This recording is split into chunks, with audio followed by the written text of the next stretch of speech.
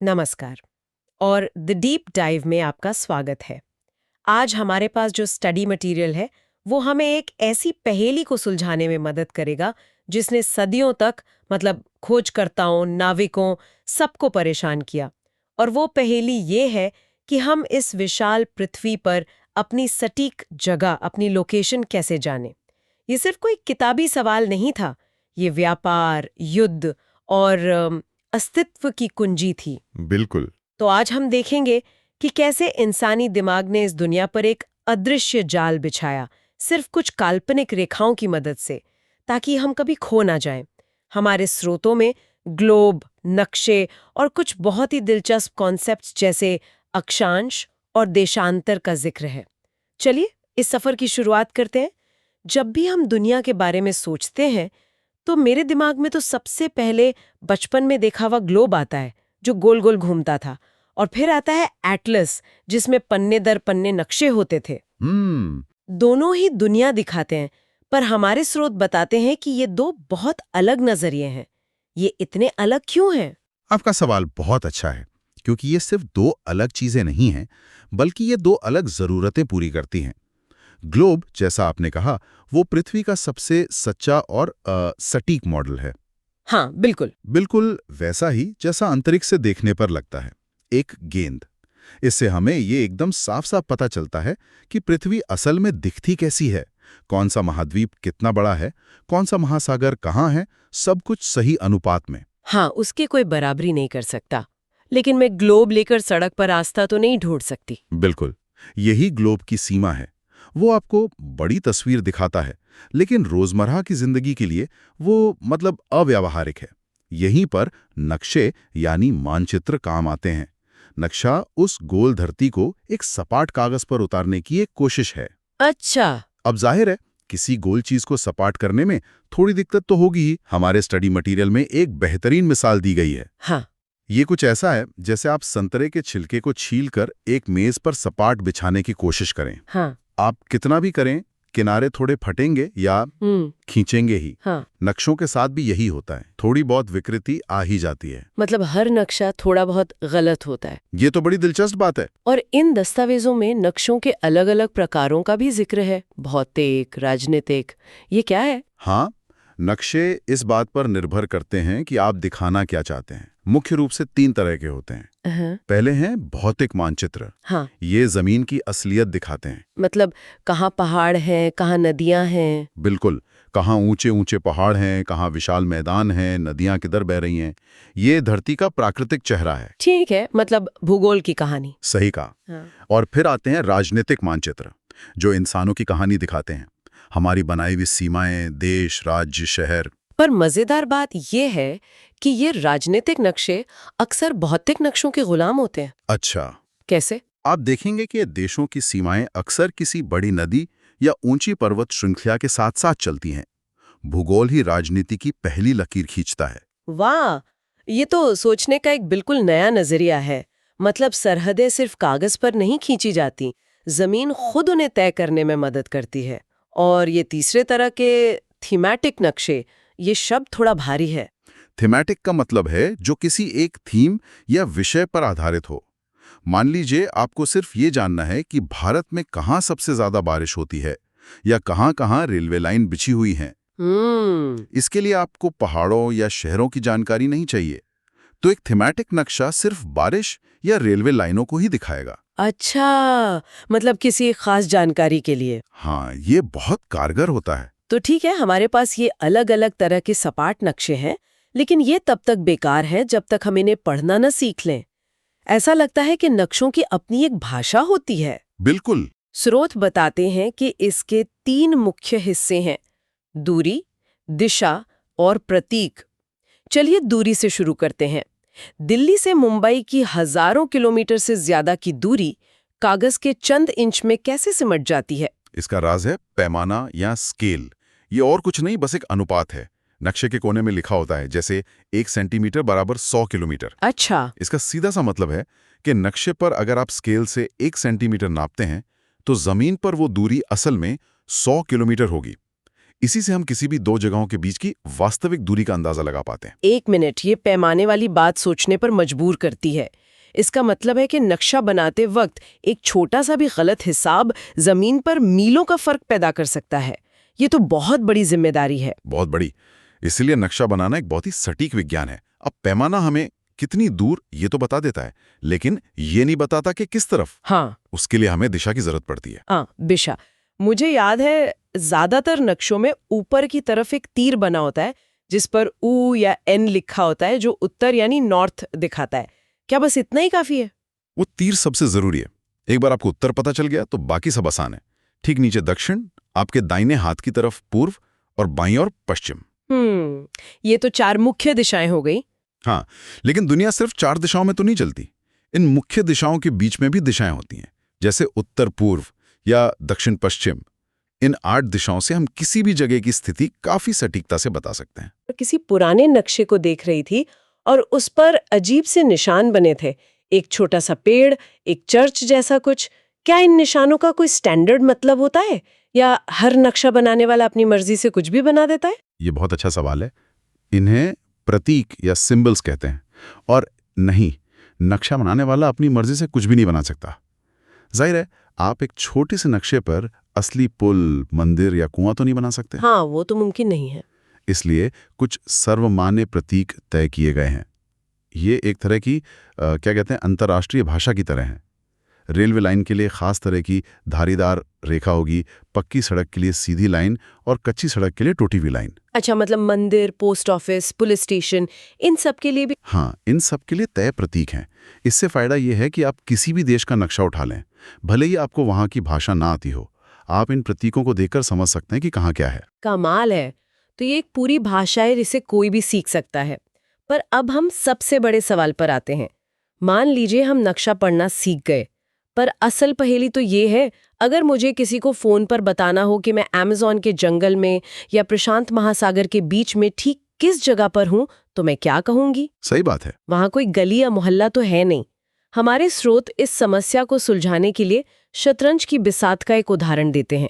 ये कैसे काम करता है? ये उदाहरण इस जटिल विषय को समझने के लिए एकदम सही है। शतरंज की बिसात पर हर खाने का एक पता होता है ना, जैसे E4 या G8। हाँ, बिल्कुल। ये पता कैसे बनता है? एक खड़ी रेखा यानी कॉलम और एक आड़ी रेखा यानी रैंक जहां एक दूसरे को काटती हैं, वही उस खाने का पता है। हाँ, पृथ्वी पर भी वैज्ञानिकों ने ठीक यही किया। उन्होंने पूरी पृथ्वी पर कुछ काल्पनिक आड़ी और खड़ी रेखाओं का एक जाल, एक ग्रिड बना दिया। मतलब हमारी पृथ्वी एक बहुत बड़ी शतरंज की बिसात है, तो ये आड़ी तिरछी रेखाएं क्या हैं? जो आड़ी यानी लेटी हुई रेखाएं हैं, उन्हें हम अक्षांश या लैटिट्यूड कहते हैं। हाँ। ये पश्चिम से पूर्व की ओर खींची गई हैं और एक दूसरे के समानांतर हैं, मतलब कभी मिलती नहीं। अच्छा। इनमें एक रेखा ठीक बीच में है जो सबसे लंबी है। इसे भूमध्य रेखा या विषुवत वृत्त, इक्वेटर कहते हैं। इसे 0 डिग्री अक्षांश माना गया है। और ये पृथ्वी को 2 बराबर हिस्सों में बांटती है। हाँ, उत्तरी गोलार्ध और दक्षिणी गोलार्ध। और जैसे जैसे हम उत्तर या दक्षिण की ओर जाते हैं, ये रेखाएं यानी वृत्त छोटे होते जाते हैं और ठीक ध्रुवों मतलब पोल्स पर पहुंचकर एक बिंदु में सिमट जाते हैं। उत्तरी ध्रुव 90 डिग्री उत्तरी अक्षांश है और दक्षिणी ध्रुव 90 डिग्री दक्षिणी अक्षांश।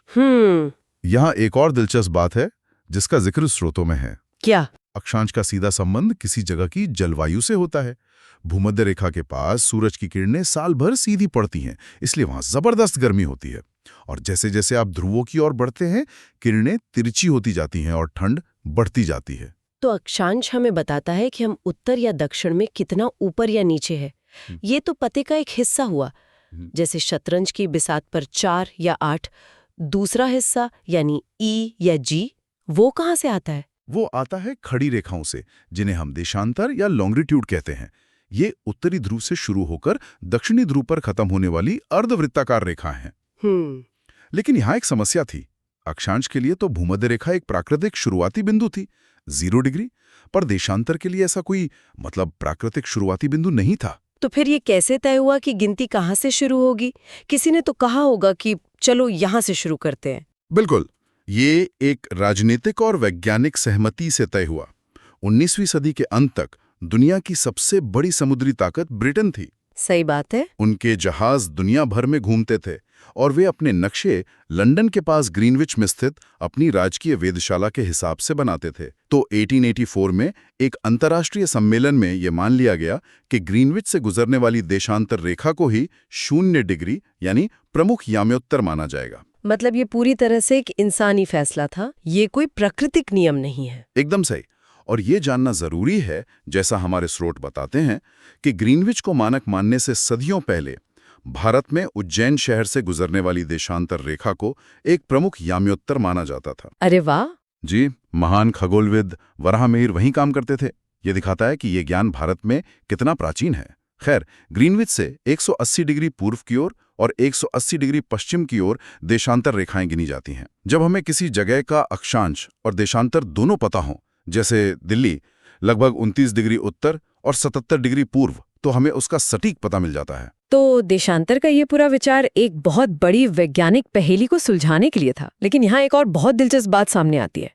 इन दस्तावेजों में लिखा है कि देशांतर का सीधा संबंध समय से है। ये कैसे हो सकता है? जगह और समय का क्या लेना देना? ये सुनने में थोड़ा अजीब लगता है, पर यह बहुत तार्किक है। इसका सीधा संबंध पृथ्वी के घूमने से है। पृथ्वी अपनी धुरी पर पश्चिम से पूर्व की ओर घूमती है। एक पूरा चक्कर लगाने में, यानी 360 डिग्री घूमने में उसे लगते हैं 24 घंटे। ठीक है, तो अगर हम इसका गणित निकालें, 360 डिग्री 24 घंटे में, मतलब 1 घंटे में 15 डिग्री होता है, और दोपहर के 12 बजते हैं। तो उससे 15 डिग्री पूर्व में 1 बज गया होगा। हाँ, वहां दोपहर का 1 बजा होगा। और ग्रीनविच से 15 डिग्री पश्चिम में 1 घंटे बाद 12 बजेंगे, तो वहां अभी सुबह के 11 ही बजे होंगे। सीधा सा नियम है। पूर्व की ओर जाने पर समय बढ़ता है, पश्चिम की ओर जाने पर घटता है। 1 मिनट, भारत तो काफी बड़ा देश है। गुजरात से लेकर अरुणाचल प्रदेश तक लगभग 29 डिग्री देशांतर का फैलाव है। इसका मतलब तो ये हुआ कि जब अरुणाचल में सूरज उग रहा होता है, तब गुजरात में तो गहरी रात होनी चाहिए। क्या देश के अलग-अलग हिस्सों में घड़ियां अलग-अलग समय दिखाती हैं? सैद्धांतिक रूप से आपका सवाल एकदम सही है। अगर हम सिर्फ सूरज के हिसाब से स्थानीय समय देखें, तो गुजरात के द्वारका और असम के डिब्रूगढ़ के समय में लगभग 1 घंटा 45 मिनट का अंतर है। 1.25 घंटे? जी। अब सोचिए, अगर ऐसा होता तो कितनी बड़ी उलझन होती। दिल्ली से कोलकाता जाने वाली ट्रेन का टाइम टेबल कैसे बनता? इस केओस से बचने के लिए ज्यादातर बड़े देश एक केंद्रीय देशांतर रेखा के समय को ही पूरे देश का मानक समय मान लेते हैं।